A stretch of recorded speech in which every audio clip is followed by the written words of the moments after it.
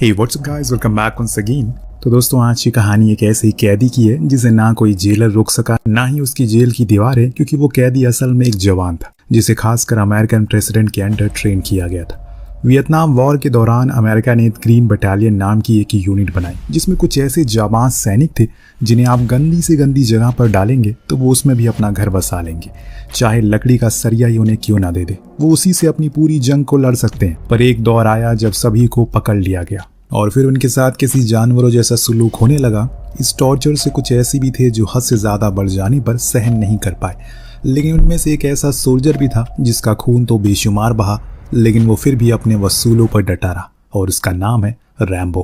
अब सब कुछ ठीक हो जाने के बाद 8 सालों के बाद वो अपने बचे हुए दोस्तों के घर जा रहा है उसे मिलने के लिए। वहां जाकर उसे पता लगा कि सालों पहले उसकी कैंसर की वजह से मौत हो गई, पर उसे ये सुन ज्यादा बुरा लगा कि उसकी मदद के लिए कोई आगे नहीं आए, यहाँ तक कि उनकी सरकार भी नहीं। रैम्बो के मन में एक ही सवाल आया कि उन्होंने अपने देश के लिए इतना सब कुछ किया, लेकिन आज उन्हें कोई याद तक नहीं करता। खैर, भारी मन के साथ वो लौट गया और किसी बसेरे की तलाश में लग गया। इस बीच कैरी नाम के पुलिस वाले की नजर उस पर जाती है जो उसे देख रुक गया। वो यहाँ का तो बिल्कुल भी नहीं लग रहा है। उसके बड़े बड़े बाल, बदन पर अमेरिकन आर्मी की जैकेट। उसने उसे 2 सवाल किए जिसका जवाब रैम्बो ने बड़ी ही बेकार लहजे में दिया। जो चीज उस ऑफिसर को ठीक नहीं लगी, उसे शक था कि कहीं ये कोई घुसपैठिया तो नहीं है, इसीलिए उसने पूछा कि क्या करने आए हो यहाँ पर। तो रैम्बो ने कहा कि मैं कोई होटल ढूंढ रहा हूँ। तब कैरी ने उसे लिफ्ट देने का सोचा और कहा कि शहर के बाहर ही कोई होटल मिलेगा, चलो मैं तुम्हें छोड़ देता हूँ। अब उसकी बात को वो टाल नहीं सका और फिर कैरी ने उसे बाहर ले जाकर छोड़ दिया। फिर भी रैम्बो वापस मुड़कर उसी टाउन में जाने लगा। जो बात कैरी को ठीक नहीं लगी और उसे इस बारी गुस्सा आ गया, इसीलिए उसने रोका नहीं और उसकी तलाशी लेने लगा। अब तो उसे पूरा यकीन हो गया है कि ये कुछ करने आया था। यहाँ पर जब उसके पास एक धारदार चाकू मिलता है तो वो उसे लेकर फौरन पुलिस स्टेशन गया और अपने साथियों को बताया कि इस टाउन में ये धारदार चाकू लेकर घूम रहा है, मुझे इस पर शक है, इसीलिए इससे कुछ पूछताछ करो। लेकिन हर सवाल का रैम्बो गलत जवाब देता। ऊपर से वो अपना नाम तक बता नहीं रहा था, जिससे कि पुलिस वालों का ईगो हर्ट हो गया। आखिर ये हमसे डर क्यों नहीं रहा है, इसीलिए उन्होंने उसके साथ बदसलूकी करना शुरू कर दिया। इस दौरान रैम्बो अतीत के कुछ भयानक पलों में चला जाता है जब उसे वियतनाम में टॉर्चर किया जा रहा था। वो यादें आज भी उसके मन में और हर दिन उसे डराती हैं। इस बीच उन पुलिस वालों को उसके पास उसे लॉकेट मिला जिसमें उसका नाम लिखा और ये भी है कि वो वियतनाम वॉर में लड़ चुका है। ये जानने के बावजूद भी वो उसे नहीं छोड़ते। तब कैरी आकर उससे कहता है कि अब तुम जितना भी कर लो, हम तुम्हें कल कोर्ट में पेश करेंगे और तुम्हारे ऊपर दर्जनों केस लगाएंगे ताकि तुम्हारी ये अकड़ निकल जाए। सभी ने उसके कपड़े उतरवाए और जब उसके शरीर पर टॉर्चर के मार्क्स देखे तो उन्हें लगा कि ये कोई आतंकवादी है। उन पुलिस वालों को यकीन ही नहीं हो रहा है कि ये कोई जवान है। अब तेज पानी के साथ उसे नहलाया गया, फिर जबरदस्ती उसके बाल काटने लगे, लेकिन अब रैम्बो गुस्से में आ चुका है। उसने सभी को धक्का दिया, फिर एक एक करके खूब मारा, देन अपना चाकू लिया और पुलिस स्टेशन से फरार हो गया। पर कैरी उसका पीछा इतनी आसानी से नहीं छोड़ने वाला। अब कार से वो जंगल तक गया उसके पीछे, लेकिन अंत में रैम्बो ने अपनी बाइक छोड़ दी और उन घने जंगलों में कहीं गुमसा हो गया। उसके लिए तो या फिर किसी ग्रीन बटालियन के सोल्जर के ये जंगल सबसे सुरक्षित जगह है। यहाँ पर अगर वो आएगा तो किसी से भी लड़ सकते हैं। दूर तक पैदल चलते चलते वो जंगल के एकदम अंदर आ गया। कैरी ने उसे जाते हुए देख लिया। वो उसका पीछा नहीं करता बल्कि ये कहता है कि जहां तक तुम भाग सकते हो भाग लो, अब तुम्हारी मौत मेरे ही हाथों लिखी है। इतना कहने के बाद वो अपने हेडक्वार्टर कॉल लगाता और फिर एक एक करके पूरी फोर्स को यहाँ बुला लेता है। इनके पास पुलिस डॉग, एक हेलीकॉप्टर, ढेर सारी बंदूकें थी। तो भाई रैम्बो निहत्था भटक रहा है और उसके लिए यही तो असली सर्वाइवल है, यही तो उसे सिखाया गया। सबसे पहले तो वो अपने लिए एक गर्म कपड़ा बनाता है क्योंकि यहाँ पर ठंड बहुत ज्यादा है। एक पहाड़ के सहारे वो ऊपर जाने लगता है, लेकिन अफसोस कि हेलीकॉप्टर में बैठा ऑफिसर ने उसे देख लिया। वो अब उस पर अंधाधुंध गोलियां बरसाने लगता है जिससे कि रैम्बो सीधे आकर नीचे गिरता है, जिससे उसका दाएं हाथ में गहरी चोट लगती है। पर अभी उसे लगातार फायरिंग हो रही है। उसने बचने के लिए उस पर एक पत्थर उठाया और हेलीकॉप्टर पर खींच कर मारा, जिससे वो ऑफिसर उस पर शूट कर रहा था वो सीधे आकर नीचे गिरता और बहुत ही बुरी तरह से मारा जाता।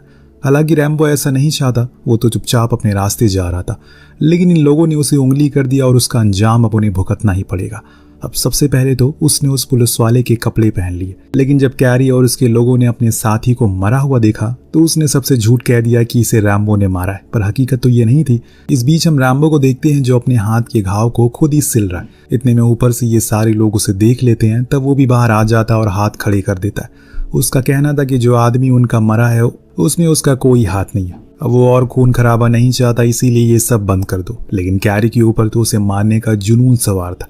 वो उसे आगे आने को कहता और जैसे ही वो आगे आता है ये शूट कर देते हैं, पर गोली रैम्बो को छू कर निकल जाती है। लेकिन अब वो समझ चुका है ये लोग क्या चाहते हैं और अगर इन्हें लड़ना ही है तो कोई नहीं, अब मैं इन्हें बताऊंगा कि असली लड़ाई कैसे होती है। कैरी के साथ ही उसे कहती है कि अब हमें लौट जाना चाहिए क्योंकि अंधेरा होने वाला है। ऐसे में इस जंगल में जंगली जानवर भी मिल सकते हैं, पर कैरी को तो यकीन है कि वो इतनी जल्दी नहीं मरा होगा जब तक वो खुद की आंखों के सामने उसे मरा हुआ नहीं देखता। अब उसने 2 कुत्तों को भी बुला लिया है जिन्होंने कई सारे ऐसे इंसानों को पकड़ा है और उनके मांस को भी खाया है। इसके लिए उसके मालिक का कहना था कि अब वो बेफिक्र रहे, उसके कुत्ते उस शैतान को जल्दी ढूंढ लेंगे। तो वहीं दूसरी तरफ रैम्बो वो अपनी जंग के लिए तैयार हो रहा है। उसने एक लकड़ी की टहनी को नुकीला कर लिया, यानी कि इन पुलिस वालों को अब समझ आने वाला है कि आखिर ग्रीन बटालियन के सोल्जर क्या क्या कर सकते हैं। मौसम भी अब करवट लेने लगा है, ऐसा लग रहा है कि मौसम ने अब मजे लेना शुरू कर दिया है। तेज कड़कड़ाती बिजलियों से पुलिस ऑफिसर डर रहे हैं क्योंकि वो कोई सोल्जर नहीं है, उन्हें इस चीज की ट्रेनिंग नहीं मिली है। पर वहीं रैम्बो एकदम चौकन्ना है। तभी अचानक से दोनों कुत्ते अपनी मालिक को छोड़कर भाग जाते हैं। सभी को लगता है कि शायद उन्होंने उसे देख लिया, पर असल में ये उसकी एक चाल थी। वो एक एक करके दोनों कुत्तों को बड़ी ही बेरहमी से मार डालता है और जब ये सभी उन कुत्तों की लाशों को देखते हैं तो इन्हें अंदाजा हो जाता है जिस आदमी से वो भिड़ चुके हैं वो अब किसी को नहीं छोड़ने वाला। और होता भी ऐसे ही है, एक एक करके रैम्बो सभी पुलिस वालों को ढेर करने लगता, लेकिन वो किसी को जान से नहीं मारता। उन्हें ऐसी जगह पर चोट पहुंचाता है फिर वो खड़े हो नहीं पाते। अब पूरे जंगल में इन पुलिस वालों की चीखने चिल्लाने की आवाजें आ रही थी, जिन्हें सुनकर कैरी जब उनके पास आया तो उसे भी रैम्बो ने अपने हत्थे ले लिया और कहा कि जितनी जल्दी हो सके अपने आदमियों को लेकर यहाँ से चले जाओ, मैं किसी को मारना नहीं चाहता हूँ। अगर मैं सच में खून खराबा चाहता तो तुम मेरे सामने अभी जिंदा नहीं होते, जियो और जीने दो। इतना कहकर वो वहां से चला गया, लेकिन कुत्ते की दुम कभी सीधी नहीं होती और यही चीज कैरी पे भी लागू होती है। पीछे हटने के बजाय उसने पूरे शहर में खबर फैला दी कि एक आतंकवादी उनके टाउन में घुस आया, जिसे पकड़ते टाइम उसे कई साथी मारे जा चुके हैं। इसीलिए हमें उसे शूट और साइड का ऑर्डर मिला है, यानी कि जहां भी वो दिखे उसे गोली मार दो। और इसलिए इन लोगों ने वही जंगल के साइड में बड़े बड़े कैंप लगा लिए, पूरी मीडिया को बुला लिया ताकि वो उन्हें पल पल की खबर देता रहे। वहां पर कैरी का सीनियर आता है, वो उसे भी झूठी झूठी अफवाहें बताता है जिससे उसे भी यकीन हो जाता है कि वो सच में एक आतंकवादी है। लेकिन कैरी के कुछ साथ वाले ऑफिसर इस बात से नकार देते हैं। उनका कहना था कि उन्होंने ही पहले उसे उकसाया, दरअसल वो तो सरेंडर करने वाला था। पर कैरी उसे भगा देता है क्योंकि अब उसे अपने हाथों में रैम्बो की गर्दन चाहिए और ये कारनामा किसी भी हाल में होना चाहिए। इस बीच वहां पर टोरंटो आता है, वही शख्स जिसने ग्रीन बटालियन और रैम्बो को ट्रेन किया था। उसे देख कैरी कहता है कि देखो ये आ गया अपने स्टूडेंट को बचाने के लिए। तो टोरंटो कहता है कि तुम्हारी ये गलतफहमी है, मैं उसे नहीं बल्कि तुम लोगों को बचाने आया हूँ। पर मुझे एक बात समझ नहीं आ रही है कि तुम लोग जंगल में गए, उस पर गोलियां भी चलाई, फिर वापस कैसे जिंदा आ गए? क्या तुम्हें पता है कि वियतनाम वॉर में गोरिल्ला वेलफेयर का सबसे जाबाज सिपाही है वो? जितनी भी ताकत लगाओ, अगर वो जंगल के अंदर है तो उसे कोई हरा नहीं सकता। इसीलिए मेरी बात मानो, मैं उसे सरेंडर करने को कहता हूँ, फिर उसके कुछ दिन बाद तुम लोग उसे गिरफ्तार कर लेना। लेकिन कैरी कहाँ मानने वाला था, उसे तो अब जंग चाहिए थी। जो सुन टोरंटो भी मुस्कुरा कर वहां से चला गया। सीन शिफ्ट होता है रैम्बो पर, जिसने जंगल के बीच अपने बसेरा बना लिया है। तलाश है तो शिकार की, जो जल्दी वो कर लेता है, फिर आग जलाकर आराम से उसे पकाता और खाता भी है। लेकिन यहाँ पर इन लोगों की हालत टाइट। इतनी ताकत लगाने के बावजूद अभी भी कोई लीड ही नहीं मिली। तब कैरी को पता लगता है कि उसके पास एक रेडियो है जो कि उसने उस घायल पुलिस वाले से चुराया।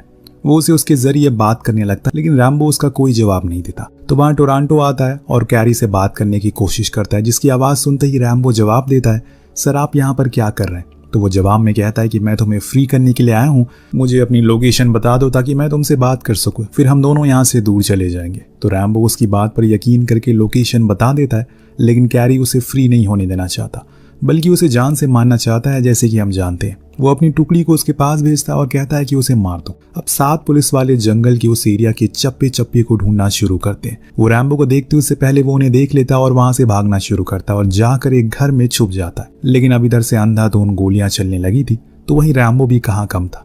वो भी ईंट का जवाब पत्थर से देता है। दोनों ओर से गोलियां बारी हो रही है, दोनों ओर से गोलीबारी हो रही है, जिसे तंग आकर एक ने रॉकेट लॉन्चर छोड़ दिया, जिसमें वो पूरा घर तबाह हो जाता है। साथ में रैम्बो भी शायद मारा गया।